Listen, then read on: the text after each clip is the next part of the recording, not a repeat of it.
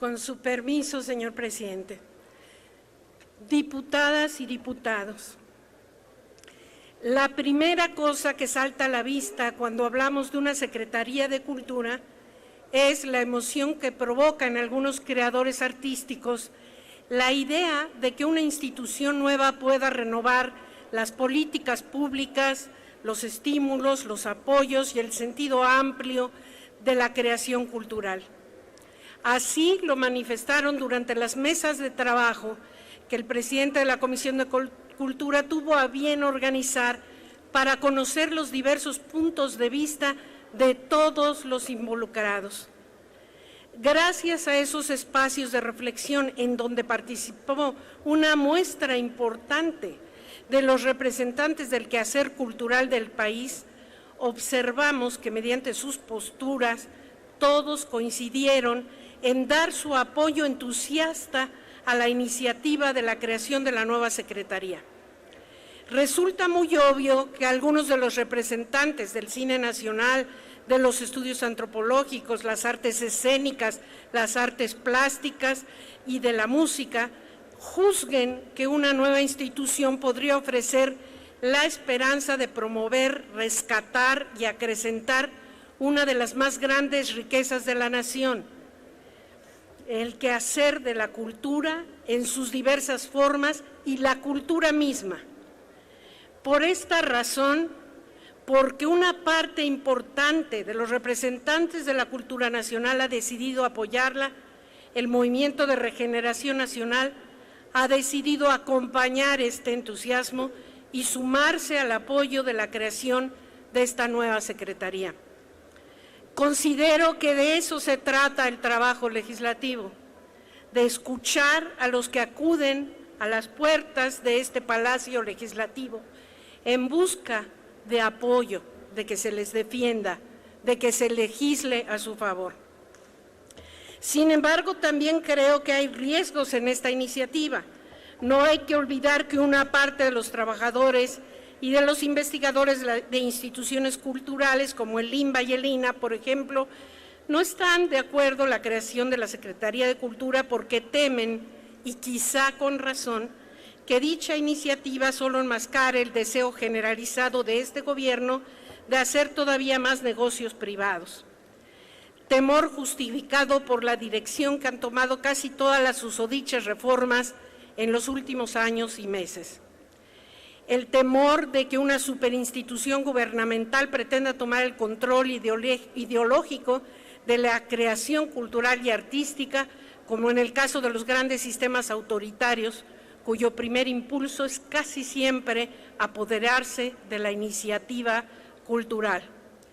Conviene recordar que esta preocupación, por cierto, estaba en la palabra y en la obra de Octavio Paz, quien siempre se negó a que el gobierno, cualquier gobierno, dictara políticas públicas para la cultura, porque siempre, decía el destacado escritor, siempre se corría el riesgo de que un burócrata terminara queriendo decidir e imponer lo que era o no cultura, lo que tenía o no valor artístico.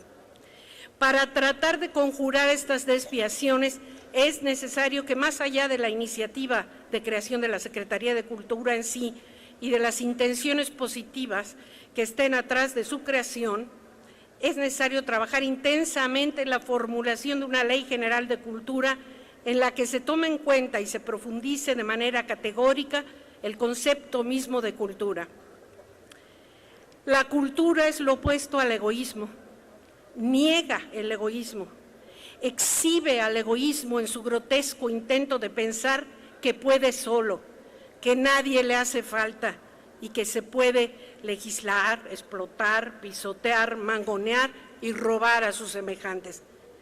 Las sociedades, para su supervivencia, transmiten de manera permanente el acervo cultural que van acumulando, manteniendo, mejorando y ampliando todo aquello que les permite avanzar en el mejoramiento de sus estándares de existencia y cancelando aquello que no les favorece, los estanca o los conflictúa. Este acto social de permanente transmisión de la cultura de generación en generación, es lo que conocemos como proceso educativo, y de ahí que esas dos actividades humanas, educación y cultura, vayan siempre asociadas. Bien en el proceso de educación tenga un carácter formal institucional o puramente informal. Pero además hay que recordar que no existe proceso civilizado sin la conciencia de comunidad. No hay cultura sin los otros. La verdadera cultura es una forma de hacer memoria. Por eso nos pertenece a todos, porque viene de nuestras raíces comunes, de nuestra riqueza como comunidad nacional, pero también de nuestra herencia como seres humanos. La cultura es ser y estar en la memoria. Por eso es indispensable que permanezcan las lenguas, la literatura que ellas generan, las danzas en cada comunidad, las coreografías de los grandes bailarines, las representaciones, la comida de los pueblos, el modo de plantar y cosechar sus hierbas, de hilar, de tejer, de entrelazar nuestras tilmas, nuestros destinos. De ninguna manera podemos plantearnos hacer de la cultura un reduccionismo de ningún tipo, y menos de carácter puramente mercantil, excluyente de las mayorías que hacen precisamente que la cultura florezca. No podemos plantearnos la creación de una institución estatal encargada de la cultura para imponer un modelo ideológico que nos haga entrar en experiencias históricamente traumáticas, como ha ocurrido en el pasado con las dictaduras o la uniformidad de un pensamiento único. Requerimos, por el contrario, una cultura que vaya de la mano con sus instrumentos de transmisión, la educación, y sus agentes centrales, los maestros, de manera coherente y armónica. Una cultura en la que se respete la libertad de pensamiento y de creación, de recreación de los fundamentales valores de identidad nacional e internacional, de solidaridad, de cooperación para el desarrollo de todos. Una cultura que haga posible el cuidado de nuestro entorno ecológico y social, y lo que para ello sea necesario.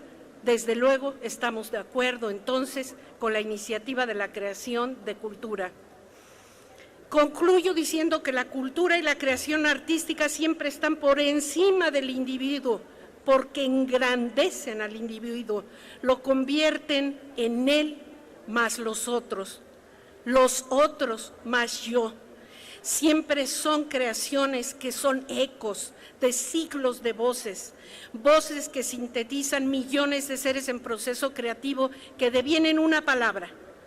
La palabra, para existir, para estar aquí con nosotros, ha tomado siglos de cultura.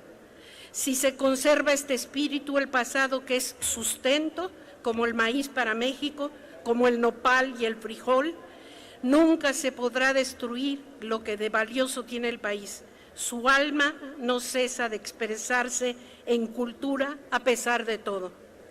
Les recuerdo que estas mismas palabras que repito ya las pronunció Cervantes, las repitió Sor Juana Inés, las repitió Villaurrutia, Novo, Borges y Paz, las recordó Juan Rulfo y nos las enseñaron nuestras madres y nuestros benditos maestros. Esa es la verdadera cultura que debemos preservar. Eso es lo que verdaderamente somos. Es cuanto.